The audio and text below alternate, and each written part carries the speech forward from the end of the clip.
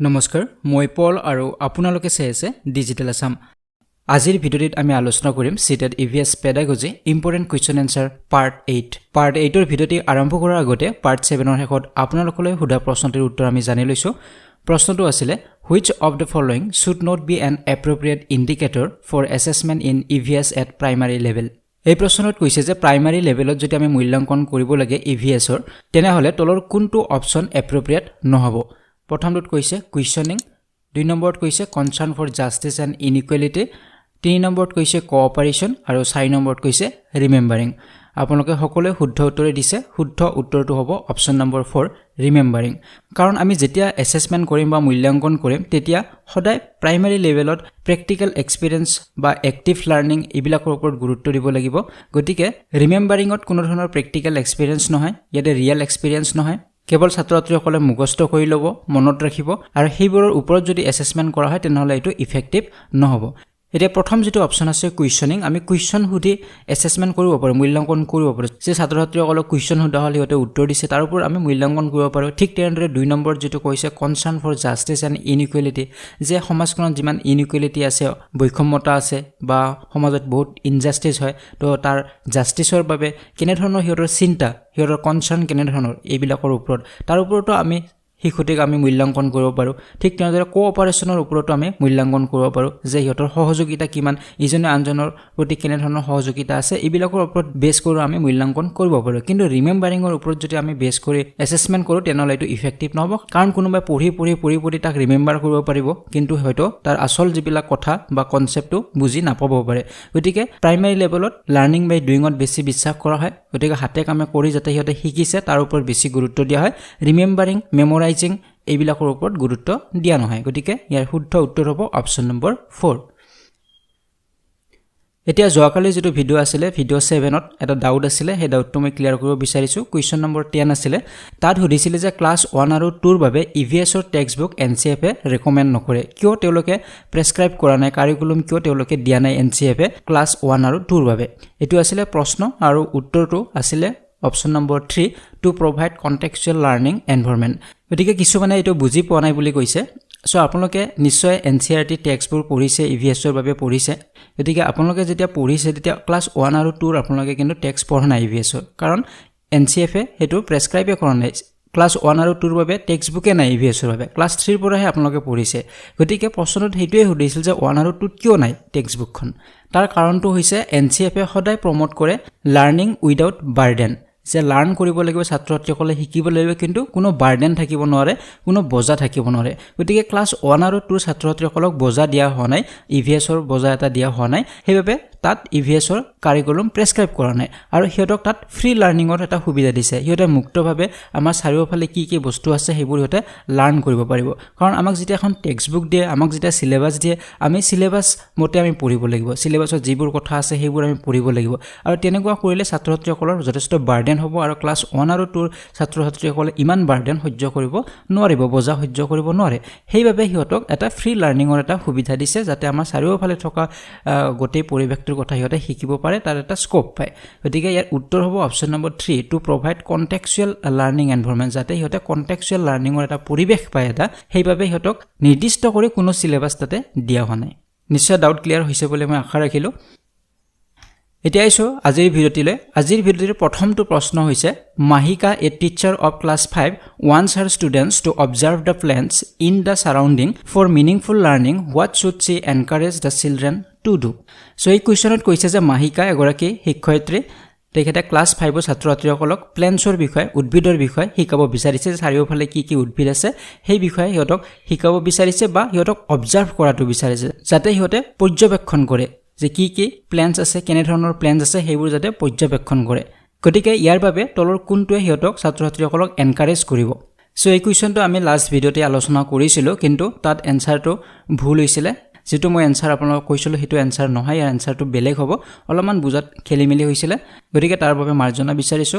So ইয়াৰ শুদ্ধ উত্তৰটো হ'ব অপচন নম্বৰ 3 হ'ব observing the difference in their heads leaves smell and place of growing so মই 4 number অপচনটো কৈছিলো কিন্তু 3 নম্বৰ অপচনটো এইভাবে হ'ব কাৰণ কোৱেশ্চনৰ এটা শব্দ আছে সেইটো হৈছে observe students to observe the plants গতিকে ছাত্ৰ ছাত্ৰীসকলক কি কৰাটো বিচাৰিছে শিক্ষয়িত্ৰীগৰাকীয়ে যে উদ্ভিদবোৰ যাতে অবজাৰ্ভ কৰে পৰ্যবেক্ষণ কৰে গতিকে উদ্ভিদবোৰ পৰ্যবেক্ষণ কৰিব লাগিলে অপচন নম্বৰ 3 কাৰেক্ট আনসাৰ হ'ব কাৰণ ইয়াতো লিখা আছে অবজাৰ্ভিং দ্য ডিফাৰেন্স অফ देयर হেইটছ যে গছবোৰৰ কি হেইট আছে কাৰণ সকলোবোৰ গছৰে হেইটছ একে নহয় উচ্চতা একে নহয় কিছুমান গছ ওখ কিছুমান চাপৰ গতিকে সেই গছবোৰ চাৰিওফালে থকা গছবোৰ অবজাৰ্ভ কৰিব দিছে পৰ্যবেক্ষণ কৰিব দিছে যে কোন জপা গছৰ হেইট বেছি কোন জপা গছৰ হেইট কম উচ্চতা কম বা লিভছবোৰ কেনে ধৰণৰ কাৰণ সকলোবোৰ উদ্ভিদৰে লিভছ একে নহয় পাত একে নহয় গতিকে পাতবোৰো হিয়তক অবজাৰ্ভ কৰিব দিছে আৰু গন্ধ একে নহয় গন্ধ অবজাৰ্ভ কৰিব দিছে আৰু প্লেস অফ গ্ৰোইং কাৰণ সকলোবোৰ গছ সকলো ঠাইতে গ্ৰো নহয় গতিকে কোনবিলাক গছ কোন ঠাইত আলখুৱা মাটিত গ্ৰো হয় কোট গ্ৰো হয় সেইবিলাক কথাও ইহতক অবজাৰ্ভ কৰিব দিছে গতিকে প্লেন্টছৰ বিষয়ে আমি যদি অবজাৰ্ভ কৰিব লাগে আমাৰ চাৰিওফালে থকা প্লেন্টছবোৰ আমি যদি পৰ্যবেক্ষণ কৰিব লাগে তেনেহলে অপচন নম্বৰ 3 টোৱে কাৰেক্ট আনসাৰ হ'ব কাৰণ ইয়াতো অবজাৰ্ভ কৰাৰ কথাই কৈছে অবজাৰ্ভ কৰা মানে পৰ্যবেক্ষণ কৰিব লাগে পাৰ্ট বাই পাৰ্ট আমি সকলো এজোপা গছৰ বিষয়ে আমি জানিব লাগিব গতিকে এই ওয়াৰ্ডটোৰ বাবে অবজাৰ্ভ ওয়াৰ্ডটোৰ বাবে আমাৰ আনসাৰ হ'ব অপচন নম্বৰ 3 এতিয়া আছে কোৱেশ্চন নম্বৰ 2 লৈকে Your principal asked you to take class 5 students on a educational visit. What would you include while planning for such a visit to make it meaningful? So ইয়াতে কৈছে যে আপোনাৰ প্ৰিন্সিপালে আপোনাক ক'লে যে ক্লাস 5 ছাত্ৰ ছাত্ৰীসকলক এটা এডুকেশনাল ভিজিটলৈ লৈ যোৱা হওক বা কৰবাত ফিল্ড ট্ৰিপ এটালৈ লৈ যোৱা হওক গতিকে সেই এডুকেশনাল ভিজিটলৈকে আপুনি যোৱাৰ আগত আপোনাৰ কিছুমান প্লেনিং থাকিব লাগিব যে তাত কি হ'ব কি কৰিব আপুনি তাৰ এক্টিভিটিজ বিলাকৰ এটা প্লেনিং কৰিব লাগিব গতিকে ইয়াতে আপোনাক সেই কথাটোৱে সুধিছে যে আপুনি কেনে ধৰণে প্ল্যান কৰিব বা কি প্ল্যান কৰিব সেই ঠাইডখৰত যোৱাৰ আগতে গতিকে চাৰিটা অপচন দিছে আৰু কোনটো এপ্ৰোপ্ৰিয়েট প্লেনিং হ'ব আপোনাৰ হেতু সুধিছে প্ৰথমটোত কৈছে asking students to find and read the information about the place to be visited যে ছাত্ৰ ছাত্ৰীসকলক আপুনি ক'ব যিখন ঠাইত আপোনালোকে যাব তাৰ বিষয়ে ইনফৰমেশনবোৰ কালেক্ট কৰা 2 নম্বৰত এনেকুৱা ধৰণৰ এটা প্ল্যান হ'ব যে taking enough food and games to enjoy যে যথেষ্ট পৰিমাণৰ খাদ্য আৰু খেলা ধুলাৰ সামগ্ৰী আমি লৈ যাব লাগিব তাত আমি এনজয় কৰিব লাগিব এনে ধৰণৰ আপোনাৰ প্লেনিং হ'ব 3 নম্বৰত কৈছে ensuring that students should be disciplined and should visit the place quietly যে আপুনি ছাত্ৰ ছাত্ৰীসকলক সেই ঠাইডখৰত ডিসিপ্লিনত থাকিব ক'ব অনুশাসন মানি চলিবলৈ ক'ব আৰু শান্তিপূৰ্ণভাৱে তাত থাকিবলৈ ক'ব আৰু 4 নম্বৰত কৈছে preparing structured activity sheet about the place to be visited and sharing the same with the students before the visit for an authentic and meaningful learning. Option number 4 to hobo your correct answer এইভাবে কারণ যেতিয়া আমি এখন field ট্ৰিপলৈ যাম তেতিয়া তাৰ আগত আমি এটা প্ল্যান কৰিব লাগে আৰু সেই প্ল্যানটো ছাত্ৰ ছাত্ৰীসকলকো আমি জনাব লাগিব কেৱল শিক্ষক গৰাকীয়ে প্ল্যান কৰি বহি থাকিলে নহব শিক্ষক গৰাকীয়ে প্ল্যান কৰা কথাবোৰ ছাত্ৰ ছাত্ৰীসকলকো বুজাব লাগিব বা ক'ব লাগিব গতিকে 4 নম্বৰ অপচনত কি কৈছে প্ৰিপেয়াৰিং ষ্ট্ৰাকচাৰ্ড এক্টিভিটি যে তাত কি এক্টিভিটি হ'ব সেই ফিল্ড ট্ৰিপত সেই বিষয়ে এটা প্ল্যান কৰিব লাগিব এখন শীট এখন প্ৰিপেয়াৰ কৰিব লাগিব আৰু ছাত্ৰ ছাত্ৰীসকলৰ and sharing the same with the students আৰু ছাত্ৰ ছাত্ৰীসকলৰ লগতো সেইখিনি শেয়াৰ কৰিব লাগিব যাতে আপোনাৰ সেই ফিল্ড ট্ৰিপটো এটা মিনিংফুল লাৰ্নিং হয় তাত গৈ ছাত্ৰ ছাত্ৰীসকলে শিকিব পাৰে যদি কোনো প্লেনিং নাথাকে ছাত্ৰ ছাত্ৰীসকল গৈ তাত ইফাল যাব আৰু তাত কোনো ধৰণৰ লাৰ্নিং নহব গতিকে এটা প্লেন হ'ব লাগিব এটা এক্টিভিটিজবোৰ হিয়তক জনাই দিব লাগিব আৰু সেই মতে সকলোবোৰ হ'ব লাগিব গতিকে 4 নম্বৰ যেটো হ'ব অপচন হেতু কাৰেক্ট হ'ব ইয়াৰে যেটো 2 নম্বৰ এটো হ'ব নোৱাৰে কাৰণ যেটো এডুকেশনাল এটা ভিজিটত যাব গতিকে তাত খেলা ধুলা বা খোৱাৰ ওপৰত বেছি গুৰুত্ব নাথাকিব তাত এনজয় কৰিবলৈ নাযায় বা তাত পিকনিকলৈ যোৱা নাই গতিকে এটো অপচন নহব ঠিক তেনেদৰে 3 নম্বৰ যেটো অপচনৰ কথাখিনি 4 নম্বৰত অলৰেডি সোমাই আছে যে 3 নম্বৰত কি কৈছিল যে ছাত্ৰ ছাত্ৰীসকলক ডিসিপ্লিনত থাকিব ক'ব আৰু তাত শান্তিপূৰ্ণভাৱে থাকিব ক'ব গতিকে 4 নম্বৰ যিখন এক্টিভিটি শীট বনোৱা হ'ব তাত 3 নম্বৰৰ কথাখিনি তাত সোমাই থাকিব গতিকে অপচন নম্বৰ 4 টো বেছি এপ্ৰোপ্ৰিয়েট হ'ব এতিয়া আছে কোৱেশ্চন নম্বৰ 3 লৈকে how would a primary teacher effectively assess her students of class 4 on the topic of scarcity of water ইয়াতে কৈছে যে ক্লাস 4 ৰ ছাত্ৰ ছাত্ৰীসকলক যদি এটা টপিকৰ ওপৰত এসেস কৰিব লাগে বা এটা টপিকৰ ওপৰত মূল্যাঙ্কন কৰিব লাগে যে কোনে কিমান সেই টপিকটোৰ বিষয়ে আয়ত্ত কৰিব পাৰিছে তাৰ ওপৰত এটা মূল্যাঙ্কন বা পৰীক্ষা এটা কৰিব লাগে টপিকটো আছিল স্কেৰচিটি অফ ওয়াটাৰ যে পানীৰ অভাৱ তেতিয়া শিক্ষক গৰাকীয়ে তলৰ কোনটো পদ্ধতিৰ জৰিয়তে এসেস কৰিব বা মূল্যাঙ্কন কৰিব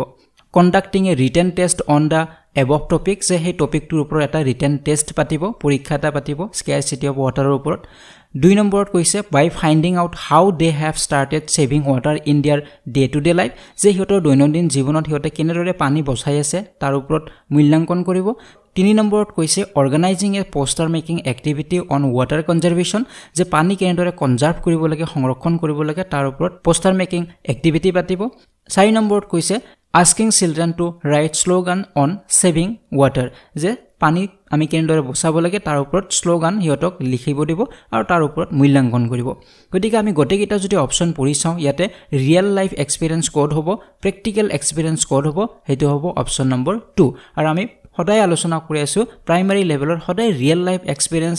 লাৰ্নিং বাই ডুইং এইবিলাকৰ ওপৰত সকলোতকৈ বেছি গুৰুত্ব দিয়া হয় গতিকে ইয়াতে 2 নম্বৰ অপচনত কি কৈছে যে হিহঁতৰ দৈনন্দিন জীৱনত ডে টু ডে লাইফত হিহঁতে পানী কেনেদৰে বচাই আছে পানীৰ ব্যৱহাৰ হিহঁতে কেনেদৰে কৰি আছে তাৰ ওপৰতে হিহঁতক মূল্যাঙ্কন কৰিব কোনে পানী বেছি খৰচ কৰিছে কোনে পানী কম খৰচ কৰিছে কোনে পানী এনেই নষ্ট কৰিছে সেইবিলাক চাব সেইবিলাকৰ ওপৰত মূল্যাঙ্কন কৰিব গতিকে ইয়াতে হিহঁতৰ কি হ'ব ৰিয়েল লাইফ এক্সপেৰিয়েন্স হ'ব হিহঁতে নিজে এটা উদাহৰণ হ'ব যে পানী কেনেদৰে বচাব লাগে যেতিয়া শিক্ষক গৰাকীয়ে ক'ব যে তোমালোকে ৰামৰ নিচিনা পানী বচাব লাগিব ৰামে যেনেদৰে কৰিছে তোমালোকে তেনেকৈ কৰিব লাগিব তেতিয়া হিহঁতৰ ৰিয়েল লাইফ এক্সপেৰিয়েন্স তাত হ'ব আৰু তাত এক্টিভ লাৰ্নিংও হ'ব গতিকে এনে ধৰণে যদি মূল্যাঙ্কন কৰে হেতু বেছি ইফেক্টিভ হ'ব গতিকে অপচন নম্বৰ 2 হ'ব ইয়াৰ কাৰেক্ট এনসাৰ এতিয়া আইছো কোৱেশ্চন নম্বৰ 4 লৈকে mapping at primary level promotes which of the following skills in learning ইয়াতে কৈছে যে প্ৰাইমাৰী লেভেলত মেপিং কৰাটো মেপ এখন অঙ্কন কৰাটোৱে তলৰ কোনটো স্কিলক বুজায় প্ৰথমটোত কৈছে ক্যালকুলেশনস এণ্ড এস্টিমেশনস যে তাত ক্যালকুলেশন লাগে এস্টিমেট কৰিব লাগে 2 নম্বৰত কৈছে ড্ৰয়িং একৰ্ডিং টু স্কেল আমি স্কেল অনুযায়ী তাক ড্ৰ কৰিব লাগে অঙ্কন কৰিব লাগে মেপ এখন 3 নম্বৰত কৈছে idea about relative positions and orientation যে ৰিলেটিভ যিবিলাক পজিশন আছে যিখন ঠাইৰ আমি মেপ অঙ্কন কৰিম তাৰ ৰিলেটিভ যিবিলাক ঠাই আছে হেবিলাকৰ ওপৰত আমাৰ এটা আইডিয়া লাগিব আৰু 4 নম্বৰত কৈছে নিড ড্ৰয়িং লাগিব একেবাৰে পৰিষ্কাৰ ড্ৰ কৰিব জানিব লাগিব এতিয়া আমি সকলোৱে জানো যে প্ৰাইমাৰী লেভেলত আমাক মেপ অঙ্কন কৰিবলৈ দিয়া হৈছিল এতিয়া আমি সকলোৱে হেবোৰ অঙ্কন কৰি পাইছো গতিকে তাত আমাৰ ক্যালকুলেশনস বা এস্টিমেশনৰ ইমান আমাৰ প্ৰয়োজন নহয় যে আমি একুৰেট মেপ এখন আঁকিব লাগিব তাত স্কেল মিলাই মেপ আঁকিব লাগিব আমি তেনেদৰে অঙ্কন কৰা নাছিল গতিকে প্ৰথম অপচনটো নহয় যিবিলাকে মেপ অঙ্কন কৰে মানে কাৰ্টোগ্ৰাফাৰ তেওঁলোকে ক্যালকুলেশন কৰি এস্টিমেট কৰি একুৰেট এখন মেপ অঙ্কন কৰে কিন্তু প্ৰাইমাৰী লেভেলৰ ছাত্ৰ-ছাত্ৰীসকলৰ হেতু প্ৰয়োজন নহয় 2 নম্বৰ যেটো কৈছে একৰ্ডিং টু স্কেল যে স্কেল মতে যে মেপ অঙ্কন কৰিলে আমাৰ স্কেল লাগে যেনে 1 স্কেল মানে 1 কিলোমিটাৰ হ'ব পাৰে বা 2 কিলোমিটাৰ হ'ব পাৰে তেনেদৰে এটা দিয়া থাকে মেপ এখন গতিকে 1 স্কেলত কিমান ধৰিব লাগিব হেতু আমি গম পাওঁ গতিকে তেনেদৰে আমি স্কেল হিচাপত আমি ড্ৰ নকৰো প্ৰাইমাৰী লেভেলত আৰু 4 নম্বৰ যেটো কৈছে নিড ড্ৰয়িং এটো প্ৰয়োজন নহয় যে নিড হ'ব লাগিব হেতু প্ৰয়োজন নহয় কিন্তু 3 নম্বৰ অপচনটোৰ প্ৰয়োজন হয় আইডিয়া থাকিব লাগিব ৰিলেটিভ পজিশনছবোৰ ওপৰত সাপোজ ধৰি লওক ছাত্ৰ-ছাত্ৰীসকলক নিজৰ গাঁওখনৰ এখন মেপ অঙ্কন কৰিব দিয়া হল তাত হিহঁতে স্কেল মিলাই মেপ অঙ্কন কৰিব নালাগে কিন্তু হিহঁতৰ গাঁওখনৰ ওচৰত আৰু কি গাঁও আছে আৰু সেই গাঁওখন কোন পজিশনত আছে উত্তৰত আছে নে দক্ষিণত আছে নে পূব ফালে আছে নে পশ্চিম ফালে আছে হেইবোৰ হিহঁতে জানিব লাগিব গতিকে আইডিয়া এবাউট ৰিলেটিভ পজিশনছ এণ্ড ওৰিয়েন্টেশনস হেবোৰ জনাটো প্ৰয়োজন যে গাঁওখনৰ কোট কি আছে হেতু জানিব লাগিব কোট মন্দিৰ আছে হেতু জানিব লাগিব কোন ফালে আছে কোন ডাইৰেকশনত আছে হেতু জানিব লাগিব গতিকে অপচন নম্বৰ 3 হ'ব শুদ্ধ উত্তৰ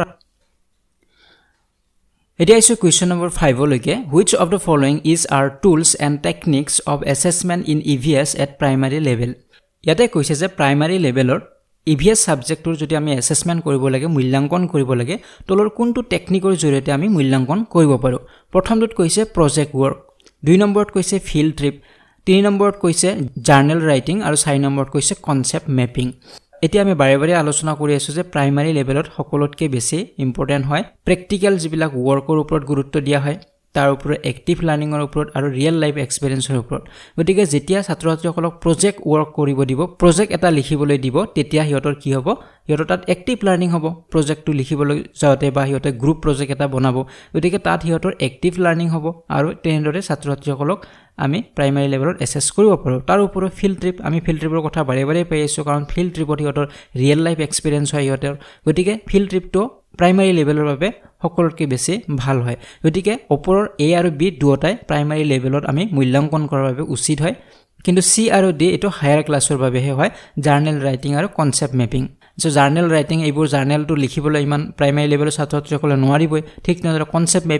মেপিঙৰ ওপৰত আমাৰ এক্সট্ৰা এটা ভিডিও আছে সেপাৰেট ভিডিও আছে মই আই বটনত লিংকটো দি দিছো আপোনালোকে আই বটনত প্ৰেছ কৰি চাব পাৰিব যদি চোৱা নাই কনসেপ্ট মেপিং কেনে ধৰণৰ হয় গতিকে এইবোৰ আমাৰ প্ৰাইমাৰী লেভেলৰ বাবে নহয় গতিকে শুদ্ধ উত্তৰ হ'ব option number 3 only A and B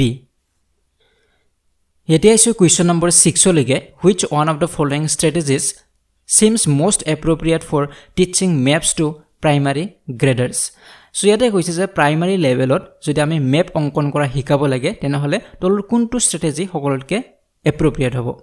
so এই প্ৰশ্নটোৰ শুদ্ধ উত্তৰ হ'ব option number 3 facilitating learners to construct maps of their immediate surroundings by using their own symbols and focusing on relative position and direction of things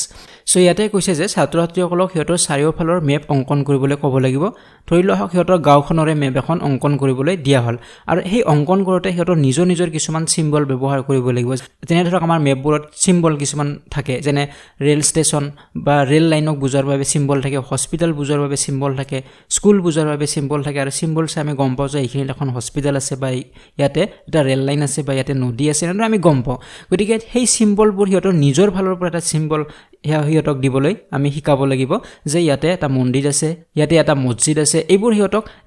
হিহঁতৰ নিজৰ ফালৰ পৰা কিছুমান সিম্বল দিবলৈ হিহঁতক শিকাব লাগিব আৰু মেপ নিজৰ গাঁওখনৰে বা নিজৰ চাৰিওফালৰ সেই মেপখন অংকন কৰিবলৈ হিহঁতক শিকাব লাগিব আৰু তাৰ লগতে কি কৈছে যে focusing on relative position and direction of things যে বস্তুবোৰৰ হিহঁতৰ কোন ঠাইত আছে কোনটো বস্তু গাঁওখনৰ ক'ত আছে সেই পজিশন বিলাকো তাত মেপখনত দিব শিকাব লাগিব আৰু যেতিয়া নিজৰ গাঁওখনৰ মেপখন অংকন কৰিব পাৰিব হেতৰ এটা আইডিয়া হৈ যাব যে আসলতে কেনেদৰে মেপ অংকন কৰা হয় কেনেদৰে পজিশনবোৰ তাত দিব লাগে কোনটো বস্তু উত্তৰত আছে কোনটো দক্ষিণত আছে এইবোৰ কেনেদৰে তাত দিব লাগে হেতৰ এটা আইডিয়া হৈ যাব কাৰণ সদায় দেখি আছে নিজৰ গাঁওখন সদায় দেখি আছে নিজৰ গাঁওখনত কি আছে গতিকে এনেদৰে হিহঁতক কনস্ট্ৰাক্ট কৰিবলৈ প্ৰাইমাৰী লেভেলত মেপ অংকন শিকাব লাগিব গতিকে শুদ্ধ উত্তৰ হ'ব অপচন নম্বৰ 3 হ'ব এতিয়া আছে কোৱেশ্চন নম্বৰ 7 লৈকে while making groups for an activity an EVS teacher should ইয়াতে কৈছে যে EVSৰ শিক্ষক এগৰাকীয়ে যদি এটা এক্টিভিটি কৰিব দিয়া হয় ছাত্ৰ-ছাত্ৰীসকলৰ মাজত যে এটা কিবা কাৰ্য বা কাম এটা কৰিবলৈ দিয়া হ'ব কিবা এটা এক্টিভিটি কৰিবলৈ দিয়া হ'ব ছাত্ৰ-ছাত্ৰীসকলৰ মাজত গতিকে তাৰ বাবে কি লাগে এটা গ্ৰুপ বনাব লাগে গতিকে সেই গ্ৰুপ বনাওতে কেনে ধৰণৰ কথা লক্ষ্য কৰিব লাগিব শিক্ষকগৰাকীয়ে প্ৰথমটোত কৈছে এনচিয়ৰ cooperation and participation of all মেম্বাৰ্স যে সকলোবোৰ মেম্বাৰে তাৰ পাৰ্টিসিপেশন কৰিছে নে কৰা নাই বা কৰিব নে নকৰে কোঅপাৰেট কৰিব নে নকৰে সহায় সহযোগিতা কৰিব নে নকৰে সেই বিষয়ে শিক্ষকগৰাকীয়ে এনচিয়ৰ হ'ব লাগে নিশ্চিত হ'ব লাগিব 2 নম্বৰত কৈছে ensure separate groups for boys and girls যে লৰাৰ বাবে বেলেগ গ্ৰুপ বনাব লাগিব আৰু ছোৱালীৰ বাবে বেলেগ গ্ৰুপ বনাটো নিশ্চিত কৰিব লাগিব 3 নম্বৰত কৈছে make groups according to their marks যে হিহঁতৰ মাৰ্কস অনুযায়ী গ্ৰুপবোৰ বনাব লাগিব যাৰ বেছি মাৰ্ক থাকে হিহঁতক বেলেগ কৰি দিব লাগিব যাৰ কম মাৰ্ক থাকে হিহঁতৰ বেলেগ গ্ৰুপ বনাব লাগিব তেনেদৰে বনাব লাগে 4 নম্বৰত কৈছে make 2 groups only each with a lot of students যে মাত্ৰ দুটাই গ্ৰুপ বনাব লাগিব আৰু সেই দুটা গ্ৰুপতে সকলোবোৰ ছাত্ৰ-ছাত্ৰী তাত থাকিব লাগিব এতিয়া ইয়াৰ শুদ্ধ উত্তৰ হ'ব option number 1 ensure cooperation and participation of all member যে শিক্ষকগৰাকীয়ে এইটো নিশ্চিত হ'ব লাগিব যে সকলোবোৰ মেম্বাৰে তাত পাৰ্টিসিপেট কৰিব লাগিব সেই গ্ৰুপবোৰত হিহঁতৰ এক্টিভিটিবোৰ কৰিব লাগিব আৰু ইজনে আনজনক সেই গ্ৰুপত সহায় কৰিব লাগিব কাৰণ গ্ৰুপ এটা বনোৱা মানে এনেকুৱা নহয় যে সেই গ্ৰুপৰ যিজন লিডাৰ থাকিব তেওঁই সকলো কৰিব বাকিবোৰে একো নকৰিব তেনেকুৱা নহয় গতিকে সকলোবোৰ গ্ৰুপৰ প্ৰত্যেকজন সদস্যই যাতে ইজনে আনজনক সহায় কৰে আৰু সকলোৱে যাতে নিজৰ এক্টিভিটিবোৰ দেখুৱাব পাৰে তেনে ধৰণে গ্ৰুপবোৰ বনাব লাগিব আৰু সেই কথাটো শিক্ষকগৰাকীয়ে মনত ৰাখিব লাগিব নহলে গ্ৰুপ এটা বনাই মাত্ৰ কেইজনমানৰ লাভ হ'ব বাকিবোৰ যদি পাৰ্টিসিপেট নকৰে তেনেহলে হিহঁতৰ একো লাভ নহব গতিকে এই কথাটোহে বেছি ইম্পৰ্টেন্ট হয় গ্ৰুপ বনোৱাৰ ক্ষেত্ৰত আৰু শিক্ষকগৰাকীয়ে ইয়াৰ ওপৰত নজৰ ৰাখিব লাগে বাকিবোৰ এপ্ৰোপ্ৰিয়েট নহয় কাৰণ বয়সৰ বেলেগ গাৰ্লছৰ বেলেগ আমি ভাগ কৰিব নালাগে কাৰণ তাত জেন্ডাৰ ষ্টেৰিঅটাইপ হয় বা লিংগ বৈষম্যটো আমি দেখুৱা হ'ব ছাত্ৰ-ছাত্ৰীসকল গতিকে সেই লিংগ বৈষম্যৰ কথা হিহঁতক দেখুৱাব নালাগে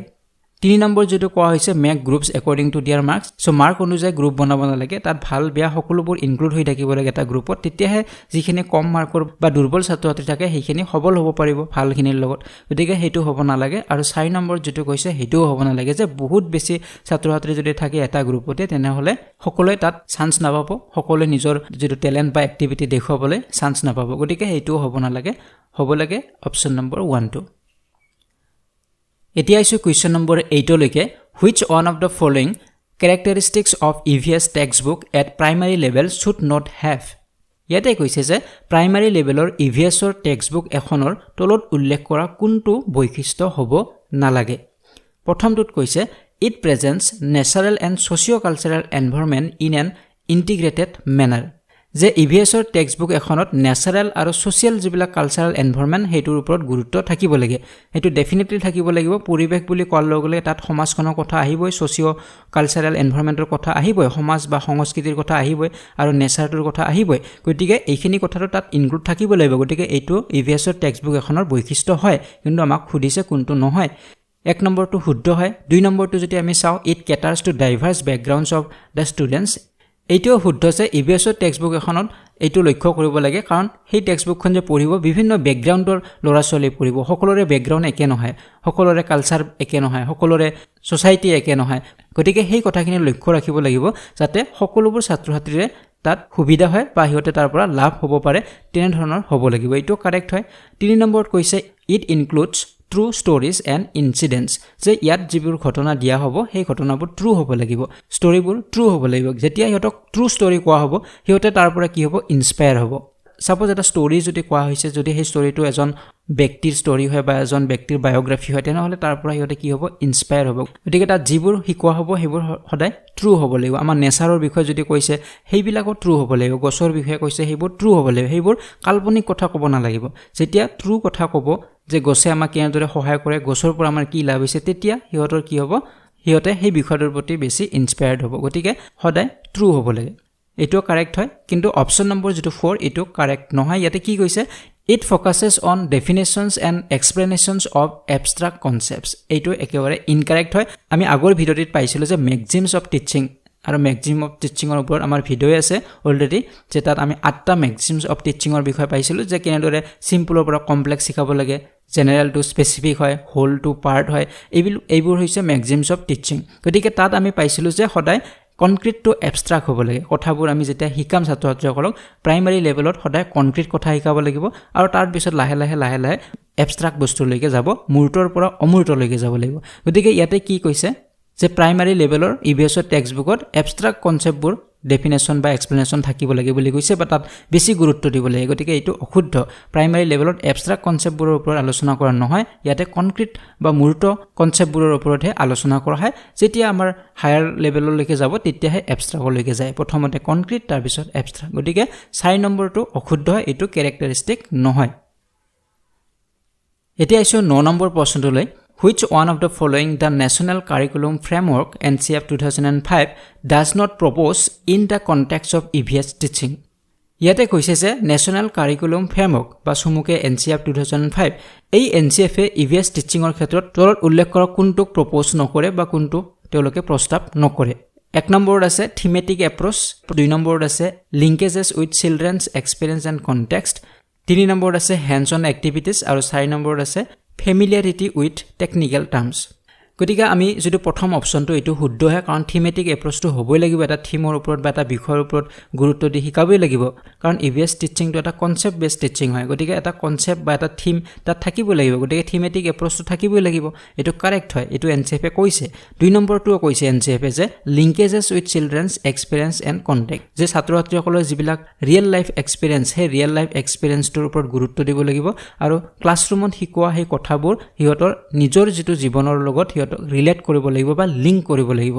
গতিকে হেতুৰ ওপৰত গুৰুত্ব দিয়া হয় যেনেদৰে ক্লাছৰুমত শিকোৱা সেই এনিমেলছবোৰৰ কথাটো হিয়তে চিৰিয়াখানাত গৈ এনিমেলবোৰ দেখি লিংক কৰিব পাৰিছিল ক্লাছৰুমৰ সেই এনিমেলৰ কথাবোৰ শিক্ষকজনে কোৱা কথাবোৰ সেই চিৰিয়াখানাটোত গৈ হিয়তে লিংক কৰিব পাৰিছিল গতিকে তেনে ধৰণে লিংক হ'ব লাগিব ক্লাছৰুমৰ শিক্ষাবোৰ হিয়তৰ ৰিয়েল লাইফ বা ডে টু ডে লাইফৰ লগত যাতে লিংক কৰিব পৰা যায় হেতুৰ ওপৰত গুৰুত্ব দিয়া হয় এইটো শুদ্ধ আৰু 3 নম্বৰটো শুদ্ধ আমি সকলোৱে জানো হ্যান্ডছ অন এক্টিভিটিজৰ ওপৰত গুৰুত্ব দিয়া হয় যে হিয়তৰ লাৰ্নিং বাই ডুইঙৰ ওপৰত গুৰুত্ব দিয়া হয় হাতে কামে কৰি শিকাৰ ওপৰত গুৰুত্ব দিয়া হয় প্ৰাইমাৰী লেভেলৰ এইটো একদম কাৰেক্ট হয় কিন্তু 4 নম্বৰটো কাৰেক্ট নহয় ইয়াতে কৈছে যে টেকনিক্যাল টাৰ্মছ যে টেকনিক্যাল টাৰ্মছবোৰ প্ৰাইমাৰী লেভেলত শিকোৱা নহয় কাৰণ টেকনিক্যাল কথাবোৰ অলপমান হাৰ্ড হয় অলপমান ডিফিকাল্ট হয় প্ৰাইমাৰী লেভেলত টেকনিক্যাল কথাবোৰ শিকোৱা নহয় এইবোৰ আপাৰ লেভেলত গুচি যায় গতিকে সাধাৰণতে জেনাৰেল যিবোৰ কনসেপ্ট আছে সেই কনসেপ্টবোৰৰ ওপৰত বেছি গুৰুত্ব দিয়া হয় গতিকে অপচন নম্বৰ 4 হ'ব শুদ্ধ উত্তৰ এইটো NCF এ কেতিয়াও প্ৰপ'জ কৰা নাই এতিয়া আছে কুৱেশ্যন নম্বৰ 10 লৈকে to draw and understand maps which of the following abilities each are required to be developed in primary level students ইয়াতে কৈছে যে প্ৰাইমাৰী লেভেলৰ ছাত্ৰ-ছাত্ৰীসকলক যদি আমি মেপ অংকন কৰিবলৈ বা মেপ এখন বুজি পাবলৈ আমি শিকাও তেনেহলে তলৰ কোন কেইটা কথাত গুৰুত্ব দিব লাগিব প্ৰথমটোত কৈছে আন্ডাৰষ্টেণ্ডিং অফ ৰিলেটিভ পজিশন এণ্ড প্লেसेस এটো আমি অলৰেডি পালো এটোৰ ওপৰত গুৰুত্ব দিবই লাগিব যে হিয়তে যাতে ৰিলেটিভ প্লেসবোৰ হিয়তে কম পায় বা বুজিব পাৰে যে নিজৰ গাঁওখনৰ ওচৰত আৰু কি গাঁও আছে সেইবোৰ যাতে বুজিব পাৰে হেতুৰ ওপৰত আমি গুৰুত্ব দিব লাগিব বি নম্বৰ কি কৈছে আন্ডাৰষ্টেণ্ডিং of relative ডিসটেন্সেস and direction of প্লেसेस এইটো আমি বুজি পাব লাগিব যে এখন ঠাইৰ পৰা আন এখন ঠাই কোন দিশে আছে নিজৰ গাঁওখনৰ পৰা আনখন গাঁও কোন দিশে আছে পূব ফালে আছে নে পশ্চিম ফালে আছে বা তাৰ দূৰত্ব কিমান এইবোৰ হতে জানিব লাগিব তেতিয়াহে হতে অংকন কৰিব পাৰিব এখন মেপ গতিকে এই তথ্যবোৰ হতে জনাটো প্ৰয়োজন সি নম্বৰত কি কৈছে আন্ডাৰষ্টেণ্ডিং অফ সিম্বলছ এণ্ড স্কেল যে হিয়তে সিম্বল বুজি পাব লাগিব যেনে মই অলপ আগতে কলো মেপ এখন যদি আমি বুজি পাব লাগে যেনে আমাৰ ষ্টেচন ৰেলৱে ষ্টেচন বা আমাৰ হস্পিটালৰ তাৰ সিম্বল দিয়া আছে গতিকে সিম্বলটো চাই আমি বুজি পাব লাগিব যে ইয়াতে হস্পিটাল এখন আছে ইয়াতে এখন স্কুল আছে গতিকে সেই সিম্বলবোৰ হিয়তে বুজি পাব লাগিব বুজাব লাগিব হিয়তক আৰু স্কেলৰ বিষয়ে হিয়তে জানিব লাগিব যে স্কেল কেনেদৰে তাত হিসাব উলিয়া হ'ব যে 1 স্কেল মানে কিমান কিলোমিটাৰ হ'ব বা কি হ'ব এইবোৰ যাতে হিয়তে বুজিব পাৰে কাৰণ তাত মেপৰ তলত লিখাই থাকিব যে স্কেল কিমান হিচাপত ধৰা হৈছে গতিকে সেইবোৰৰ বিষয় হতক নলেজ দিব লাগিব কিন্তু অপচন নম্বৰ ডি ৰ ওপৰত আমাৰ গুৰুত্ব দিব নালাগে এটো বেছি ইম্পৰ্টেন্ট নহয় যে ড্ৰয়িং প্ৰিসাইজলি অকৰ্ডিং টু স্কেল যে স্কেল মতে আমি ড্ৰ কৰিব নালাগে আমি স্কেলৰ বিষয়ে আমি জানিব লাগিব যে স্কেল মানে কি বা 1 স্কেল মানে কিমান ধৰা হয় কেনেদৰে আমি হিসাবটো উলিয়াম যদি আমি এখন মেপ চাই আমি যদি এখন ঠাইলৈ যাব লগা হয় তেনেহলে সেই মেপখনত যেটো স্কেল ব্যৱহাৰ কৰিছে সেই স্কেল কিমান কিলোমিটাৰ বুজাইছে 1 স্কেল মানে সেইবোৰ আমি জানিব লাগিব কিন্তু আমি যেতিয়া ড্ৰ কৰিম মেপ এখন আমি অংকন কৰিম প্ৰাইমাৰী লেভেলত তেতিয়া কিন্তু আমি স্কেল হিচাপে আমি অংকন কৰিব নালাগে আৰু আমি নিজেও যেটো অংকন কৰি আমি সকলে পাইছো আমি স্কেল হিচাপে কেতিয়া অংকন কৰা নাই গতিকে প্ৰাইমাৰী লেভেলৰ ছাত্ৰ-ছাত্ৰীসকলক মেপ অংকন কৰিবলৈ বা হিয়তক মেপ এখন বুজি পাবলৈ হলে এ বি আৰু সি ৰ ওপৰত আমি গুৰুত্ব দিব লাগিব গতিকে ইয়াৰ শুদ্ধ উত্তৰ হ'ব option number 3 A B and C D ৰ ওপৰত আমি গুৰুত্ব দিব নালাগে এতিয়া আইছো কুৱেশ্যন নম্বৰ 11 লৈ which of the following objectives is not related to EVS teaching in primary classes option 1 to develop sensitivity towards the physical and social environment 2 to memorize basic scientific concepts and principles 3 to provide opportunities to explore the environment 4 to develop skills like observation measurement prediction and classification ইয়াৰে শুদ্ধ উত্তৰটো আপোনালোকে comment বক্সত comment কৰিব যদি ইয়াৰ PDF file বিচাৰে তেনে link description বক্সত দিয়া আছে তাত গৈ আপোনালোকে পিডিএফ ফাইলটো ডাউনলোড কৰিব পাৰিব যদি ভিডিওটি ভাল লাগিছে লাইক আৰু শেয়াৰ কৰক যদি প্ৰথমবাৰ চেনেলটো ভিজিট কৰিছে তেনে চেনেলটো সাবস্ক্ৰাইব কৰক আৰু কাষৰে থকা বেল আইকনটো প্ৰেছ কৰিবলৈ একেবাৰে নপৰিব পৰৱৰ্তী ভিডিওত পুনৰবাৰ লগ পোৱাৰ আশাৰে আজিলৈ বিদায় লৈছো ধন্যবাদ